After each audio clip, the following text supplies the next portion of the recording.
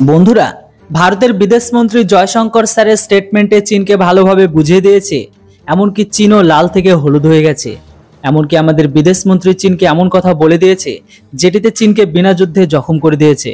দেখুন, গত 2 দিনের মধ্যে ভারতের বিদেশমন্ত্রীর ওপর স্টেটমেন্ট অবশ্যই আসবে তাদের তরফ থেকে। বন্ধুরা, অনেক ইন্টারেস্টিং একটি খবর, চলুন আপনাদের বিস্তারিত জানাই।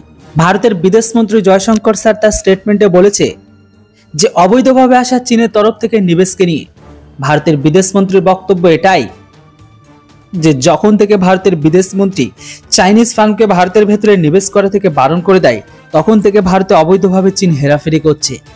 চীন ভারতের কিছু ব্যবসায়িক লোকেদের টাকার লোভ দেখে তাদেরকে দিয়ে তাদের মাধ্যমে ভারতে নিবেশ করাচ্ছে। চীন ভারতের বিরোধের পরেও নিবেশ এই কারণে করতে চায় কেননা তারা ভারতের মার্কেটে নিবেশ করতে চায়। কারণ চীন ভারতের প্রাইভেট সেক্টরে ঢুকে ভারতের সুরক্ষা সম্পর্কে সমস্ত তথ্যকে নিতে চেয়েছে। যেমনটা চীন তাদের হোয়াই কোম্পানির ওপর টেলিকমিউনিকেশনকে লঞ্চ করে ভারতের কমিউনিকেশন সেক্টরে বড় রকমের ঘোটালা করার চেষ্টা করেছিল।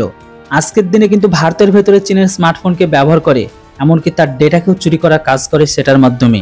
আর এই জন্য ভারত ও চীনের কোম্পানিকে ভারতের ভেতরে ঢোকানোর জন্য বারণ করে দেয়। জয়শঙ্কর স্যারের বক্তব্য এখন এটাই যে আমাদের চীনের সাথে ব্যবসা করতে কোনো প্রবলেম নেই, কিন্তু চীনের অবৈধ নিবেশের উপর প্রবলেম অবশ্যই আছে। তাই যখনই চীনের তরফ থেকে এরকম টাইপের নিবেশ ভারতের ভেতরে আসবে, তখনই তার ওপর চার্জশিট অবশ্যই বসবে। তাই তো আজকের দিনে গোটা বিশ্বের সমস্ত দেশগুলো চীনের সমস্ত প্রোডাক্ট, লোন, সার্ভিস আর নিবেশকে নিয়ে অনেক চিন্তিত। কেননা চীন সাধারণ মানুষের সুবিধা কম, নিজেদের ফায়দাটা বেশি দেখে। আর আজকের দিনে চীন কোনো স্পেশাল মেহমান নয় যে তাদেরকে চোখ বন্ধ করে বিশ্বাস করা যাবে। এই মুহূর্তে গোটা বিশ্ব চীনকে নিয়ে যে পরিস্থিতি, সেটাকে দেখে চীন ভারতের ভেতরে নিবেশ না করে সেটাই সব থেকে ভালো। আজ এত কিছুর পরেও চীন যদি ভারতের ভেতরে নিবেশ করে, তাহলে চীন সেটির ভেরিফাই চার্জশিটের জন্য চীন যেন প্রস্তুত থাকে।